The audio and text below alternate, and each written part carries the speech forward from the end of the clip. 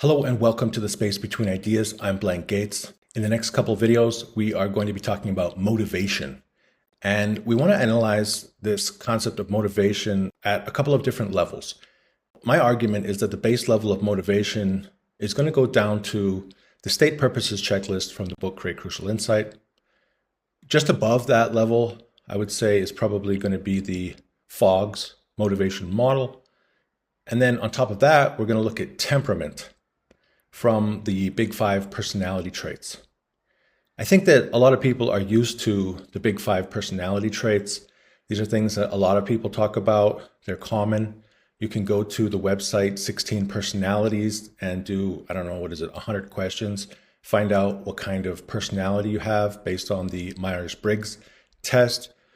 Or you can go to, I think other people have a variety of different personality tests.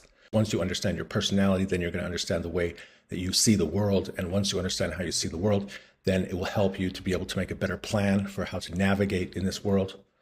And I agree, because when you understand your personality traits, then you're going to understand what motivates you. What are you motivated to do? As we move through these different ideas, the 5 personality traits, Fogg's motivation model, and then eventually the state purposes checklist, you're going to see like different levels of analysis. And as I like to do, I like to go down to the very basics. I think that Dr. Thomas Buchholz he's a scientist, and right now he's doing work on elementary particles. And that's the way he thinks. He wants to break things down into the smallest parts that we are able to recognize. And I think that's also what he does in his direct outcomes checklists.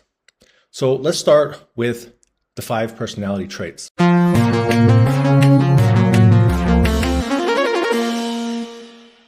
I think that the 5 personality traits in general, from my experience learning and teaching them, they can be broken down into 3 different categories. One category is you and your relationship with people. Next, it's you and your relationship with things. And finally, it's you and your relationship with yourself. I think that you and your relationship with yourself, it's a concept called neuroticism. There's 2 ways to look at this. I think people who are very low in neuroticism, it means that they're very stable, very confident. When they have a goal, then they just march directly to that goal and they achieve it. There's positives and negatives with that type of behavior. Then you have these other people who are high in neuroticism, and they're working toward the goal, and they start to get nervous. They feel hurt, and they start to feel offended, and they feel a little bit of fear or guilt. And all of these emotions cause them to stop working on the original problem and start to look at that problem from different angles. And often these are more artistic and more creative people who find different ways of looking at the same problem. And of course, this also has positives and negatives. That's neuroticism. I think that's, from my perspective, that's how people kind of see themselves. Then you have these other 2 things like agreeableness and extroversion. And these concepts about you and how you work with other people. If you're high in agreeableness, then you're friendly and you're open to new experiences with other people. And if you're low in agreeableness, then you're more judgmental and you're more conservative about your willingness to go along some strange path with strangers. The cousin to this is the extroversion. The extroversion is talking about how you get your energy. When you're with other people, do you feel really energetic? Or do you need time to be by yourself and let your batteries recharge?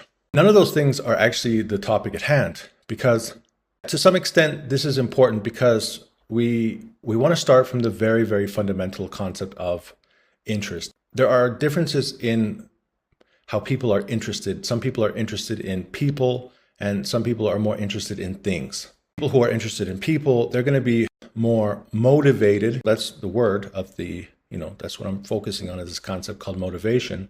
Some people are more motivated to help people, to maybe work in a nursing home, to work as a nurse, to work as a teacher, places where people can interact with other people. Psychology, this is an interest in people. Sociology is, I think maybe it's an interest in people, but from the perspective of looking at people as things. And then there's people who are interested in things. So these are people who love mathematics, they love coding, They love architecture, they love design, they love colors, they love painting, they love doing, like seeing things appear and change before their very eyes. I think that this is the whole concept, is that if you want to be motivated, it's important to understand what you're interested in and then find things that are similar or somehow connected to your interests. The part of the personality traits that I think are really interesting as far as motivation is concerned are two traits. One trait is called openness and the other one is conscientiousness. I think that there's a really interesting thing you can do. What you do is with the x-axis, you put high in openness up here, and then you put low in openness here. And then with conscientiousness, you put low in conscientiousness here, and you put high in conscientiousness here. That's going to give you what? It's going to give you 4 quadrants. All right, so let's take a closer look. If we look at somebody who is high in openness, what is openness? It means that they are inventive and curious. What about if they're low in openness? That means they are consistent and cautious. Well, what's the difference between inventive and curious, or consistent and cautious? Before we go deeper into that question, let's jump back into conscientiousness. So conscientiousness, if you're low in conscientiousness, it means that you are easygoing and careless. Whereas if you are high in conscientiousness, it means that you are more efficient and organized. Let's bring those ideas together in these 4 quadrants. Let's take a look at our good buddy, Steve Jobs. I would argue that Steve Jobs is a combination of high in openness and high in conscientiousness, which makes him innovative. This corner box is innovative. So these are high achievers. These are civil engineers. You see, so the civil engineer, they have to understand both how to make sure that everything is working perfectly, and they have to be able to account for new problems and move and march us into the future. That's different than somebody who is low in openness. Those people are more like accountants or auditors. They're not trying to create something new. They're trying to make sure that everything which has already been created and organized is done properly, following the rules, counting the numbers, following the processes. So that is low in openness. Now, if we go to the other side, what's the exact opposite of a low in openness and high in conscientiousness person?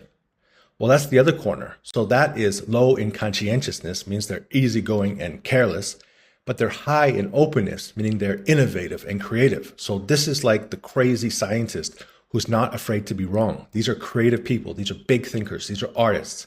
This is like they're thinking so big, and they're seeing like an overlap of ideas. They're seeing things which may not even exist, but they project these connections. And sometimes their projections are correct, and sometimes those projections are incorrect. So this is much different than an auditor. An auditor is looking for very specific and concrete things and records them and analyzes them, whereas a scientist, a crazy, wild-eyed scientist from Back to the Future, is going to be more innovative.